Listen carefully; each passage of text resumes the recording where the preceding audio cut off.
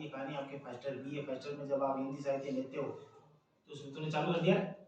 हाँ, BA first year के अंदर अगर आप लेते हो कुछ हिंदी साहित्य के अंदर तो सबसे पहली स्टोरी आपको हमारे सर थे एक मनीष जी सर, उन्होंने सुनाई थी, वही मैं आपको सुनाता हूँ कि बेटा रामचरितमानस का आविष्कार कैसे हुआ था। रामचरितमानस तुलसीदास जी ने कैसे लिखी थी। क्या हुआ था कि आपको बताओ तो जब आपने रामायण देखी हो तो रामायण के अंदर भगवान शंकर राम जी के भक्त होते हैं। जब समुद्र मंथन, समुद्र के अंदर जब वो बैठे थे समुद्र के वहां किनारे, तो समुद्र के किनारे जब बैठे थे तो उन्होंने आपको बताओ तो 3 दिवस तक अन्न जल बिना ग्रहण किए एक शिवलिंग बनाया था, उन्होंने उनकी पूजा की थी। उन्होंने कहा था कि अगर शंकर प्रसन्न होंगे और ये समुद्र सूख जाएगा, तो उन्होंने वहां किया। तो वो उनके भक्त थे, किनके?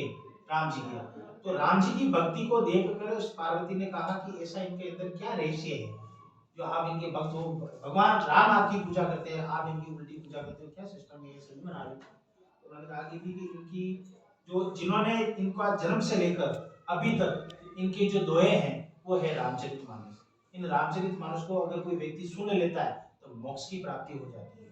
तो आप मुझे सुनाओ। वो तो भगवान थे, त्रिदेव थे, त्रिलोकीनाथ थे। उन्होंने कहा आपको मुझे सुनाओ। किसने कहा? पार्वती ने। तो उन्होंने कहा कि हम यहाँ नहीं सुना सकते क्योंकि यहाँ छोटे बड़े बहुत सारे जीव है पर्वत पर। तो अपन चलते हैं गुफा में, वो दोनों जाते हैं गुफा के अंदर। गुफा के अंदर जाने के बाद वहाँ देखते चारों तरफ कुछ नहीं है, न छोटे मोटे कोई जीव नहीं था, प्रकाश की एक किरण तक नहीं थी। वहाँ गए, उन्होंने रामचरितमानस की कथा उन्होंने सुनाई। रामचरितमानस क्या है? रामचरितमानस के अंदर 4 कांड है बेटा, बाल कांड, 3 कांड और ऐसे, तो 4 कांड है, 4 कांडों का रूप है। तो ये सारी बात सब भगवान शंकर ने किसको सुनाई? पार्वती को।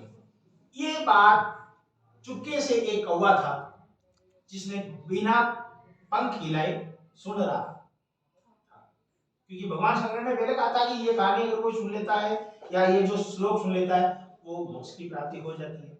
उन्होंने सुन ली और धीरे से, तो उसका एक बार लंबी कहानी थी, 2-3 दिन निकल गए थे, लंबी कविता थी, तो उनके पंख हिल गया और ये आवाज भगवान के शंकर के कानों में चली गई। भगवान शंकर के कानों में चली जाती है, तब उनको पता चल जाता है कि यहाँ कोई न कोई हमारे 2 के अलावा तीसरा आदमी है और इन्होंने इसकी बात सुन ली। फिर कौवे को भी पता चल जाता है, कौवा दौड़ने लग जाता है, उड़ने लग जाता है। भगवान शंकर क्रोधित होकर अपने त्रिशूल को लेकर उसके पीछे छोड़ देते हैं, त्रिशूल को छोड़ देते हैं। आगे कौवा कौवा पीछे त्रिशूल।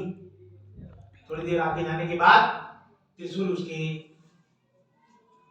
बीच में छेद करके आगे निकल जाता है। कौवा उड़ता उड़ता उड़ता नीचे गिरता है। तब यही हमारे जो तुलसीदास जी थे वो ध्यान योग स्थिति में बैठे थे, ध्यान मग्न थे, तो उन्हीं की गोदी में आकर कौन गिरता है? और ये कौवा जो था फिर रामचरितमानस की सारी कथा वृतांत उन्होंने सुनाया। किसको रे?